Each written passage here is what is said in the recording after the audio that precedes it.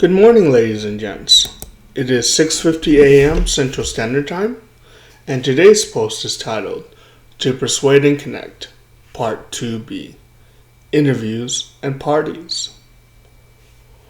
I was discussing the issue of being present with a friend yesterday, and I wanted to add a few things to a previous post. To paraphrase my friend, and I quote myself, "Pain is the brain's way of telling us to learn from our mistakes. We should embrace this learning process instead of shrinking our world by avoiding negative events. To avoid presence is to retreat into your mind and avoid the world." This applies to many life events, including conversation. If you had had bad experiences with public speaking or interviewing or introducing yourself to a group, the solution is to not stop trying. If it is important to you and your life, quitting is not an option. Your apprehension of your experience is not meant to keep you from doing it in the future. It is instead your brain telling you something. Pay attention. You did not do well with this the last time you tried. Try again, but use a better strategy. I can take an example from my own life. For a long time, I was remarkably and unusually shy and quiet. I tried speaking in parties and school/work environments, but unless I prepared a statement or question, I often spouted random nonsense that was not context sensitive. That's a key word, context sensitive. To my conversation partners, the room would get quiet and I would kick myself for failing at speaking yet again. But continuing to fail at this was not an option. Analysis of conversation is fine. Outside the conversation, it's fine. And only in moderation. So that is exactly what I did. I began by analyzing my interview skills. I culled all my painful experiences interviewing in the past to gain some knowledge. I began to see patterns in the way the interviewers spoke and the way I spoke. The first thing I noticed is most interviews begin the same. The interviewer says, "Hello, how are you?" I really overthought this question far too often. I would often stare at the guy and say, "What do you mean?" And already the conversation has lost its momentum and begun on a bad note. "Hello, how are you?" in this context is merely an introduction and expectation for you to respond and continue and possibly to lead the momentum of the conversation. This is where I spent my prep time. I constructed possible dialogues in my mind and practiced them with my speech. Pre-canned lines are okay as long as you deliver them spontaneously. In interviews, it actually shows interest in preparation. So here's an example of what I constructed just now, but it takes inspiration from conversations I've had in the past. The pretend dialogue begins with this.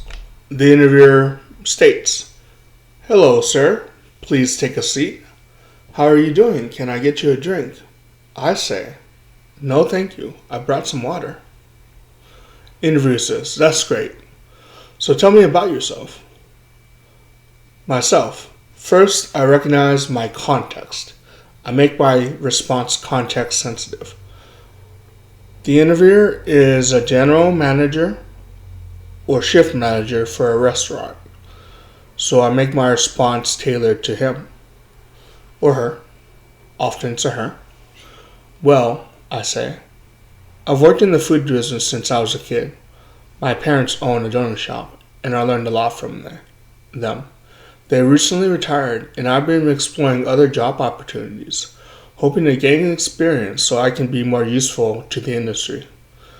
The interviewer stops and thinks. Then he says, "That's interesting. I have to ask, why don't you just take over your family's donut shop?"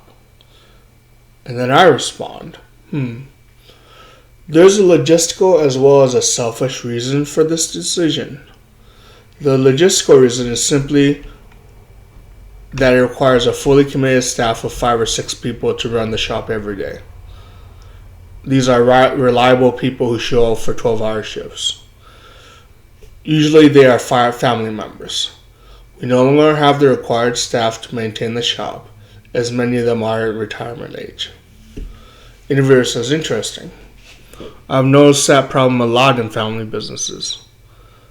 Myself, yeah. And it's unfortunate because a lot of the family businesses are great and they're family and they're cultural staples of the community. But sometimes it just happens that either the family can't figure out a way to maintain the business, or they do. Interviewer. So anyway, give me an example of a time that you dealt with interpersonal problems and conflict. And I would prepare that in another blog. The answer. Now, I'm reading this as a script, but I'm making spontaneous and impromptu changes as I read. It comes off as a little jumpy, and I apologize for that. I'm still learning how to speak spontaneously. Me and a former friend, called it extemporaneous speaking, which is what Robert Williams does, and is akin to what they did in Whose Line Is It Anyway, with Drew Carey and the new host. Now, to continue the blog post I am reading from my computer. Constructing this answer beforehand, this interview answer, helped ease my mind and give it both content to speak and time for spontaneity and observation.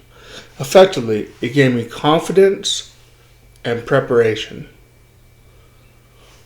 So, I'm at 593 words of this text. More words in this talk. I should probably end this entry here. The next entry will be something. I thought it was going to be listening this time, but I turned out to lie about that. So, next entry will be a surprise to both you and me. Live long and prosper, strong souls.